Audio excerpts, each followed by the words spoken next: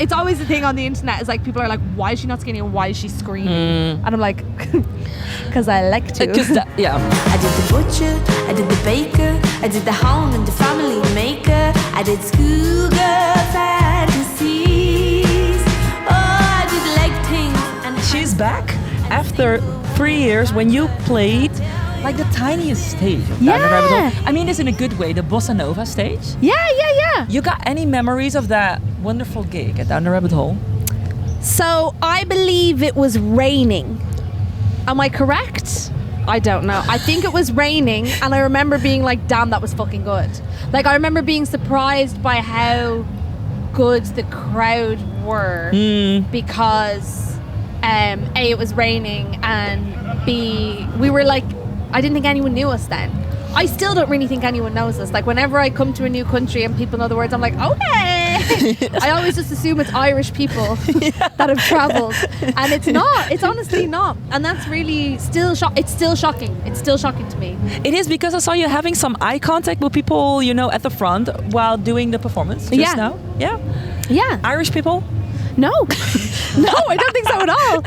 I think all Dutch people, to be honest. Because there was 2 or 3 people I recognised from shows that we did in like, I think a show we did in Nijmegen, a show, we did a lot of shows in the Netherlands last year actually. We did more shows, we did more headline shows in the Netherlands than like any other country that wasn't we actually did more cities in the Netherlands than we did in Ireland, which I'll probably get in trouble for, But Ireland's got a small population though, to be fair to us. Yeah. And we're doing arenas there, honey. It's not a regional scene. It's not a regional scene anymore.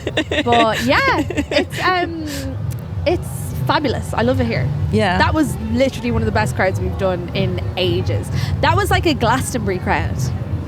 Like in the way people were so fucking ready for it? In the way people were ready for it, and also in the way that I believe this audience here is absolutely predominantly made up of music fans.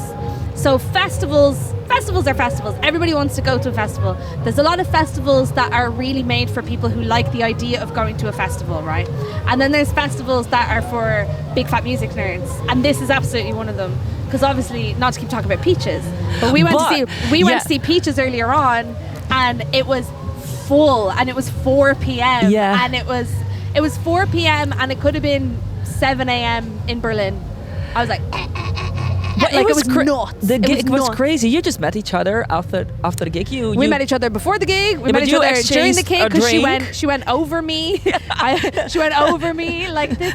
Yeah, we did. She just, when I came off stage, she poured me this delicious strawberry margarita, which I'm waiting for more ice for because she made it incredibly fucking strong. If I'm being absolutely honest, she's trying to kill me. But look at it, it's so beautiful. It was touched by a talented person, that's how you know. Like, wow, the talent beaming off of that is crazy. Yeah, of course you can lick it. Do you want to sip? Oh, you just want to lick the side? Okay, fair enough. Yeah. It's not a rim. That's good enough for me. It's not a rim job. You know what I mean? As in, when they put the... I'm not that rim job. But it's not the, the tahini rim, the salty rim. When you get like a lovely salty rim. Go ahead. You get a lovely salty rim of a margarita. Welcome and to you're my talking podcast. to someone, and you're talking to someone, and you're like, and you kind of start doing that. But I love the big vulva on stage, because I talked to some of the tech people that were at the backstage, and the stage manager of the Peaches gig. She's a friend of mine. She's like a boss lady. I don't know how to say it. She's amazing. And she was like, the guys asked her like, we got this map. What is it? And she was like, maybe you should study some more on the body, because they didn't know what it vulva. was. Yeah. Oh, well. Okay. Well, I can't help you there, son. Yeah. Should have figured that one out before you became a line tech. Because you should have figured that one out a while ago. But you know what? Bless them. Bless them. I'm so happy to talk to you, because, to be honest, you became this mythical figure to me. Wow. We've been playing your music for the last 2-3 years on 3FM. We crossed paths when you did the show in Utrecht, other festivals, other shows, as you just mentioned. And then I saw you, on my phone screen in Dublin with Robyn. Yes. And that was like the kind of, I wasn't in the room, unfortunately, but the kind of energy, the pop stars, the role models, like women supporting women, that is so special to me. What was the experience for you like? So like, my manager rang me and was like, I have to tell you something. And I was like, what is it? And he was like, you know Robyn? I was like, Robyn. And he was like, yeah, Robyn. The I was like, Robyn. Robyn. He was like, yeah, Robyn. She wants you to sing with her at the Tree Arena in Dublin. And I was like, Robyn? And he was like, Robyn. And the reason I think that's shocking to me is because I think she's the queen of cool. I think she's in the top 10 coolest people to have ever walked the planet, and I don't think I'm in that category at all. Like I don't think of myself as cool at all. I don't think of myself as like I think what we do is weirdly like anti-fashion, and it's very camp, and it's not, you know, we don't do trendy music, we don't do club music, it's very guitars, it's very country based. It's like we're most of us are queer, right? But then the music that we make is like music that 65-year-old dads listen to. But in a content country, yeah. As in, like, because I love Neil Young, yeah. You know, like, I was one of the people that went to see Neil Young at Glastonbury instead of Charlie XCX. Love Charlie so much. I literally love her so much, but I had to see Neil Young. Do you know, I had to pay my dues. So I never thought of myself in the category of artists that Robyn would even, that would even fall over her path, let alone that she would like. And so when she asked, I was like, hell yeah. And she's the fucking coolest person of all time. I love her so much. She was just like posted up in our dressing room after the show in a fluffy dressing gown with an Aperol Spritz, and I was like, is that an Aperol Spritz? And she was like, no, I think it's a fake one. And I was like, oh. She's like, it's real alcohol though, I think it's just fake Aperol. And I was like, that's amazing. And I don't know, there's something about really freaky people, right? Like people, like in particular, like women that are songwriters and musicians that are kind of freaky, that, like, you know, during her show she climbs up on the barricade and starts like humping the barricade and stuff like that. Like, she's a freak. And I think I'm a little bit of a freak as well. And there's something about those people where they seem to get it all out on stage. Whatever's in them, the stage is the place of therapy. That's why you could like, I could have watched that Robyn show, like, before I went on, like her just actual headline going, I could have seen that every night for a month and I wouldn't have gotten tired of it, because she's a performer. Yeah. So same with Peaches, like performer. That when you then meet them in real life, they're usually very normal. As in, like, thank God. As in, like, just kind of like, hiya, like, oh my God, Aperol Spritz, like a little Aperol Spritz, like, da-da-da-da. There's no pretension and there's no performativeness. It's just like, they're like, I have nothing to prove to anyone. I have nothing to prove to you anymore. And anything I needed to get off my chest, I did it over there. A really good example of this, and I come across this a lot of musicians. Another really good example is like heavy metal bands, right? Heavy metal bands and really death metal bands. The amount of times you meet a guy that's like that's what he does on stage, and then you meet him afterwards and he's like having a cup of herbal tea and he's like, And the opposite of that is another genre of music I really love is very dense traditional folk music from almost any country. So, like, I know a lot of Irish folk musicians, English, like, medieval-y folk musicians. It's very, like, gentle, very, like, thoughtful music, like, da-da-da-da-da-da-da. Those bitches are crazy. Backstage. Those bitches are crazy. They're doing all the substances, and they are drinking, and they're like those people are fucking nuts. And then the people that are, like, you know, simulating sex on stage and like having a skullet and like and all this, I just find them, they kind of remind me of, like, my sisters. Like, I don't know, it's something really funny, and I'm trying to figure out what psychologically that means, because I hope to be a part of that group of people. What kind of, I think I'm closer to that. My solution, and take a sexy picture, of me. The thing about me is I relate a lot to, like I relate a lot to, like, Andy Warhol, who is not in terms of what he did, because I think he was low-key a wanker, but he was obsessed with famous people. He was obsessed with them.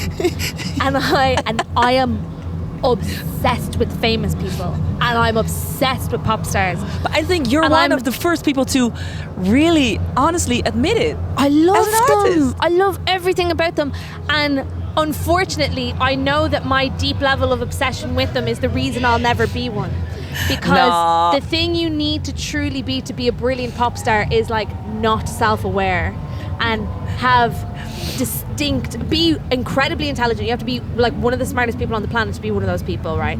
But you also have to have kind of a lack of self-awareness about what other people think of you. You're like, I'm just doing me, and I just do whatever I want, and it's like they refuse to stay in like anything that isn't a 5-star hotel room.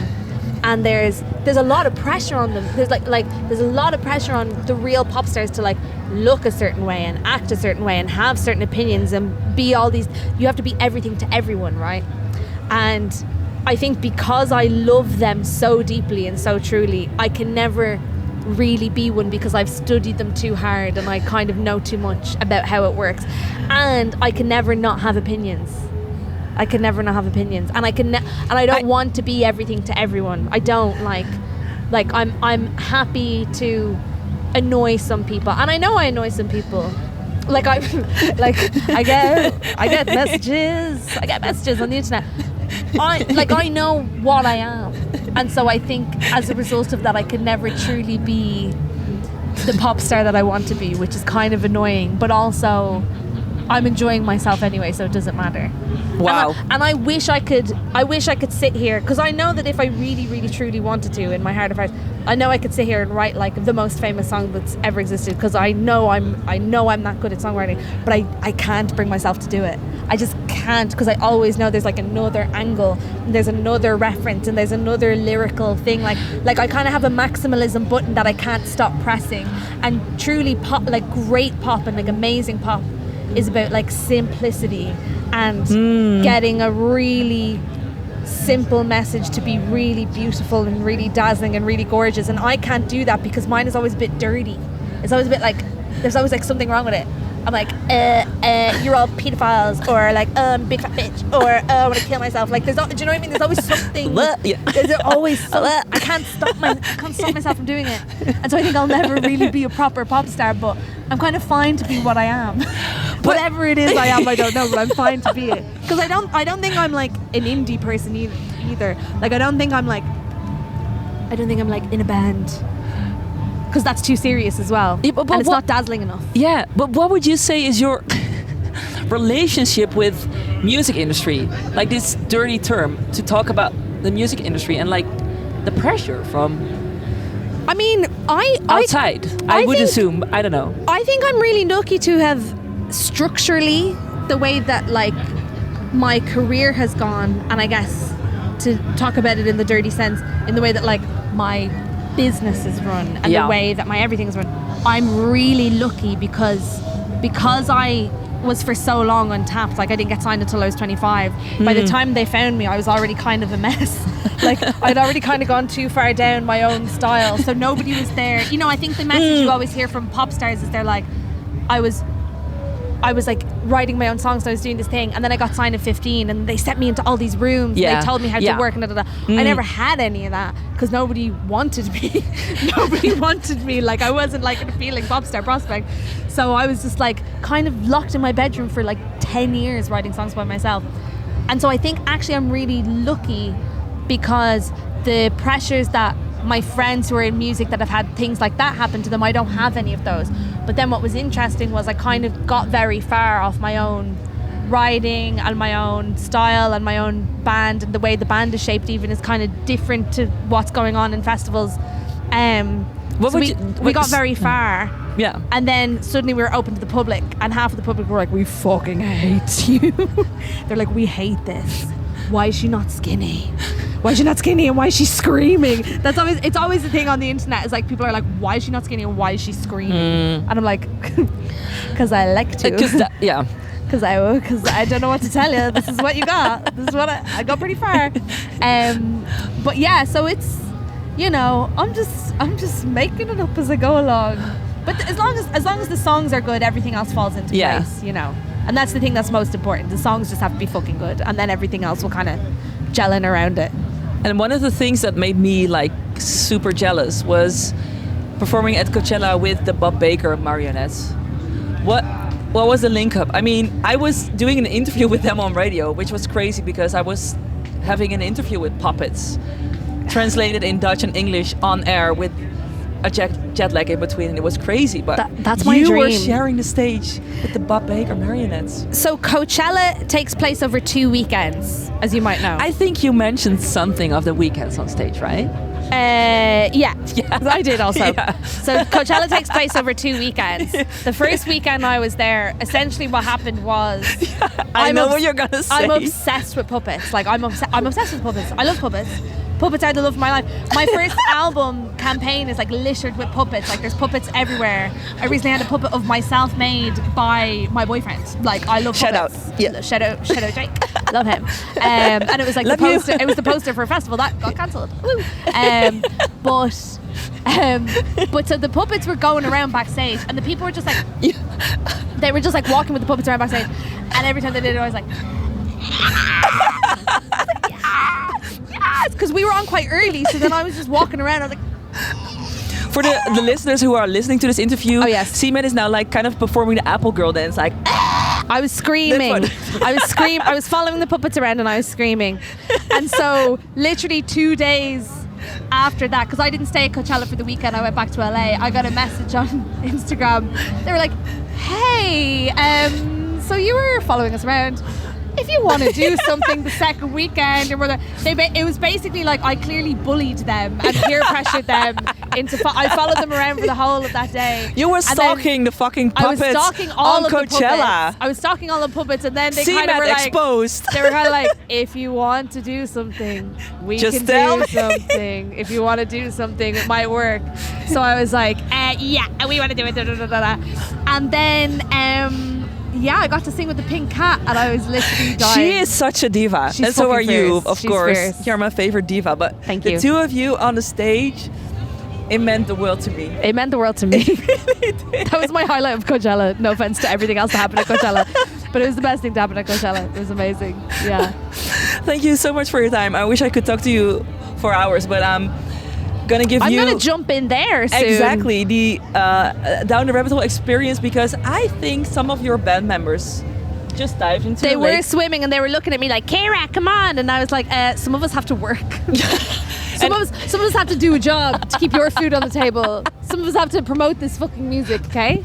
Okay, that's basically it." Let's say it one time in the camera, because now we have this beautiful evening sunlight, and you just listen to like this super smart person, which I've been following for so long, and I'm so happy to talk to you. CMAT, thank you so much for your time. Thank you. And hopefully see you again soon. Yeah, I mean, we'll be back in this country, no doubt. Yeah, of course. They love us here. You should. No choice. No choice. We love it here. Thank you so much. Thank you. Thank you. What do